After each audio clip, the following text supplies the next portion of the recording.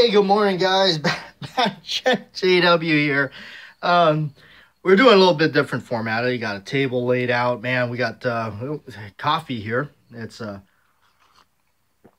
nice. You know, look at this setting. We got a nice hot cup of coffee. Model 19, a vintage Rizzuto switchblade that I found at a gun show that I just had to have. These things have always captivated me because of all the old cool movies that I remember watching and just loving these things. They've always stole the scene for me. They do that for me. Always stole the scenes for me whenever they busted one of these things out. It's kind of like the actor Jeffrey Lewis. Maybe if you've watched a few of the Eastwood films, Any Which Way But Loose, Every Which Way You Can. He's his buddy Orville, I believe. He drives the tow truck. And he's also in a lot of other Eastwood films. He's in High Plains Drifter, where he played a bad guy, which is kind of odd. He played a really good bad guy, actually. And then he was in Thunderbolt and Lightfoot, and I'm sure there's a bunch of others. But Jeffrey Lewis is always that screen stealer, man. Every time he pops up there, I don't know, at least for me it was, he just kind of stole that scene every time he was in it. So I always liked him in the movie. Oh, yeah, and he's also in one of my favorite later Eastwood films, Pink Cadillac. As Eastwood there was ending the 80s.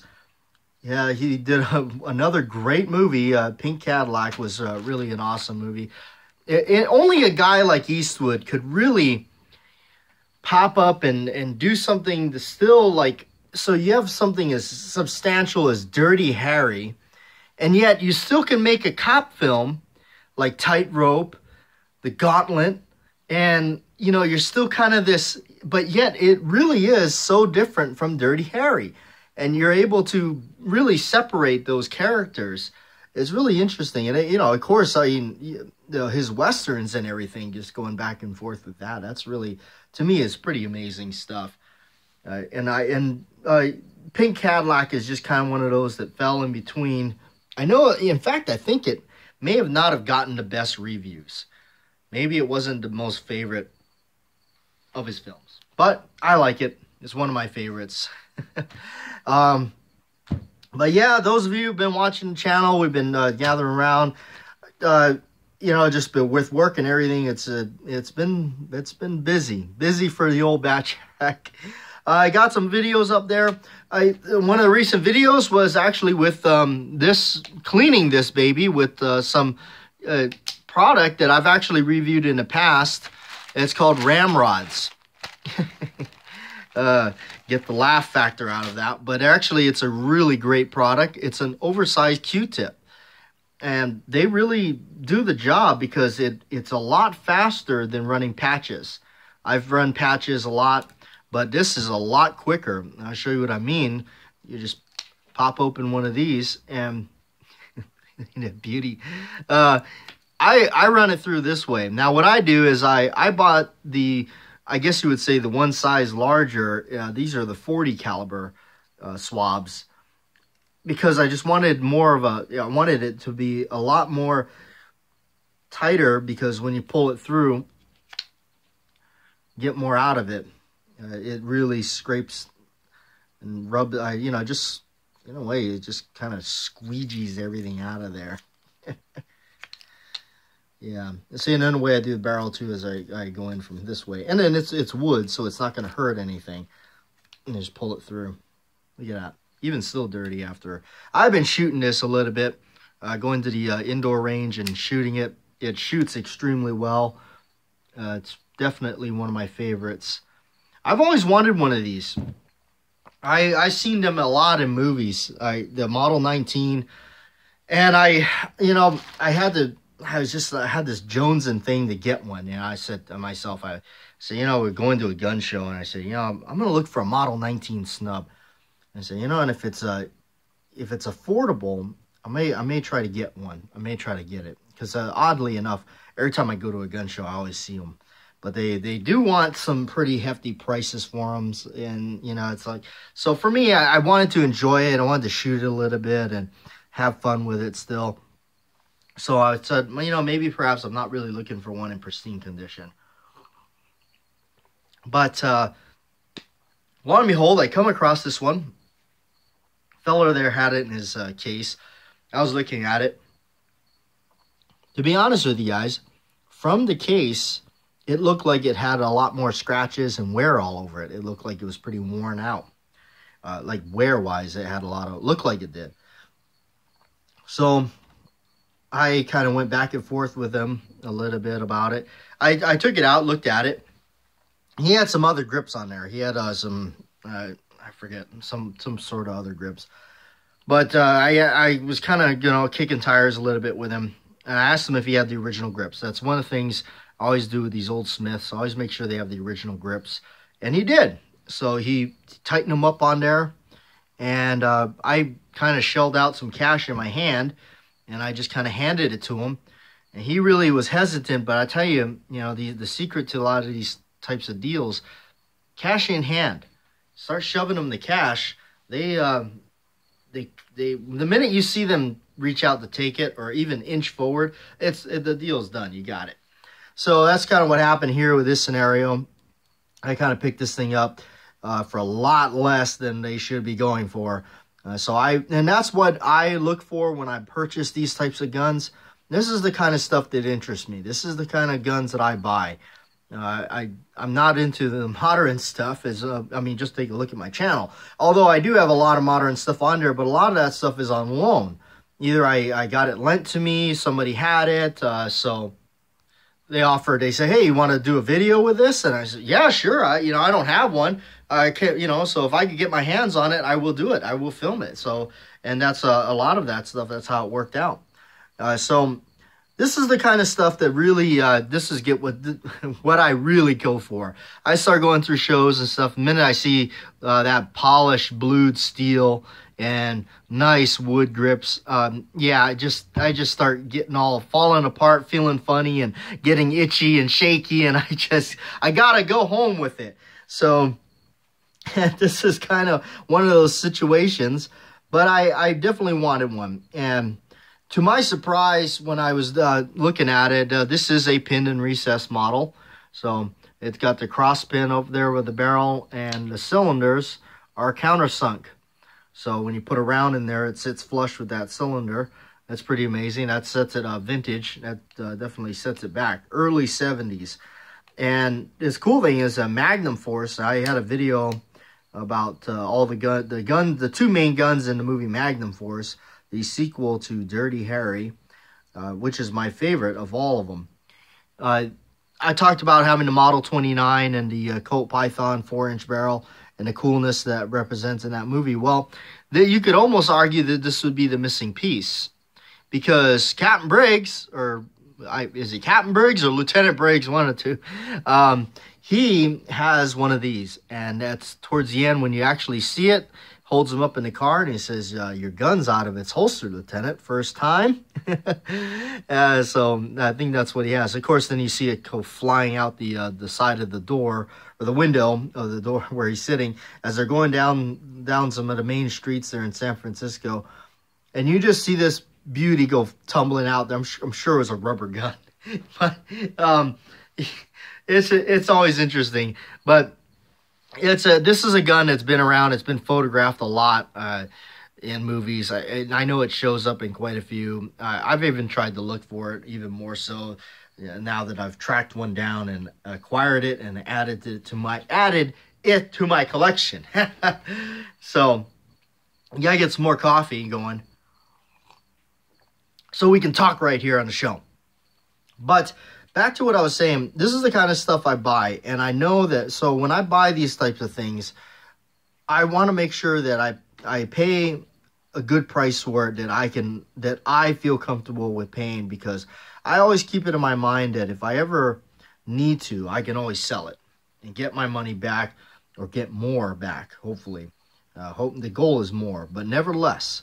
I don't want to get less than I have, back than more, that I have into it. So, but these kind of guns, you can always, they will always bring attention. This is not like your your run-of-the-mill guns. Not bashing on them, but you know, this is not your average, you know, Glock or MMP or XD or something like that. No, this is a little bit more classy. I know, right? Oh, I'm gonna get some slack for that, but no, this has just got a lot more attractive features for me. This is kind of what I'm into. I love the old school guns, always have, always will. I just can't help myself, but I just have a thing for, and of course I have a thing for snubbies. That thing is just so cool. Yeah, just that beautiful snubby, polished blued, 6 shots. That's the other thing. When it comes to snubbies, I love the fact that when there are 6 shots, of course, yeah, this is a big old K-frame. It's got a lot of the features of the Model 10 that I got that's a snubby, but this one's got a little bit more features that are different.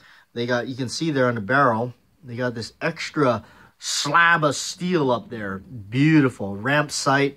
No orange insert, and you got adjustable rear sights. I'll let you take a look at how it would look if you were to shoot it. It's beautiful. Yep, no key lock, hammer-mounted firing pin, all the goodies that you want out of a vintage Smith. Never get tired of looking at that big stamp logo right there. And then, of course, the barrel, 357. Smith S&W 357 Magnum.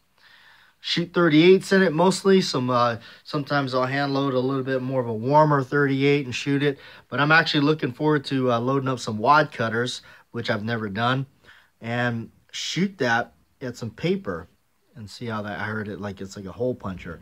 Every time I think about a lot of this kind of stuff, I think of another channel he does a lot of shooting and reloading. Thor's Axe. Yeah, he does some really cool stuff, loading and reloading. So I'm looking forward to that. By the way, also something else, I'll throw this in. I go to the dollar store and I always make sure I grab some of this, because this is a great way, if you go to indoor ranges, to just patch up your target and continue shooting without having to buy multiple targets. I don't want to have to be spending all kinds of money on multiple targets I'm putting holes in. Here's a target I like shooting at the indoor range. It's got a bunch of circles all over it. And because you get all this opportunity to shoot and try out and group on, just go from circle to circle to circle, rather than one big silhouette that once you put a few, 20, 30 rounds into it, it's kind of difficult to see where you're going, where you're hitting, what happened there. So... all right, I figured we waited long enough. I figured we'd bust out the extra feature here on the show. So let's break it out. Model 29, Smith & Wesson. This is the very first one I ever bought.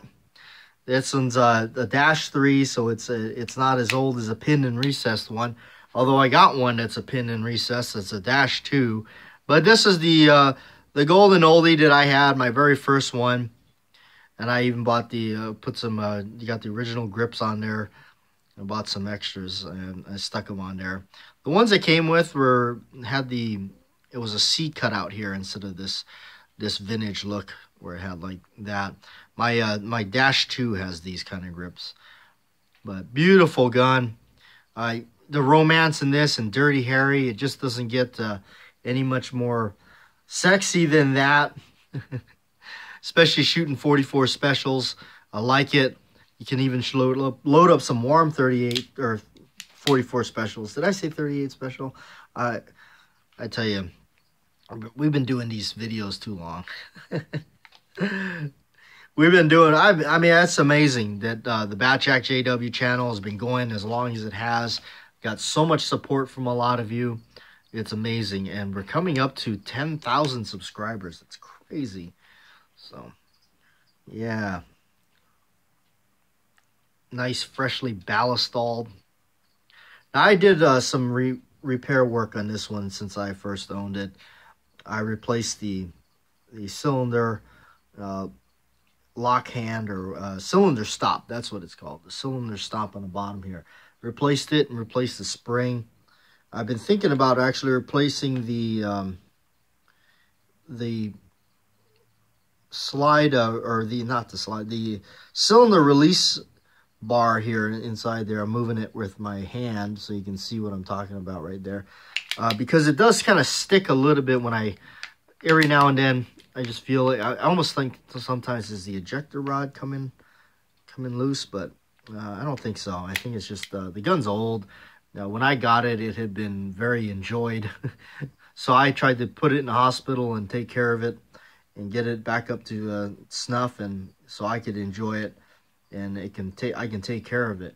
Now, being this is the very first one I ever owned, not looking to get rid of it at all. These things, Model 29 for me is like an addiction. I just keep having to acquire more and more of them. I just can't stop.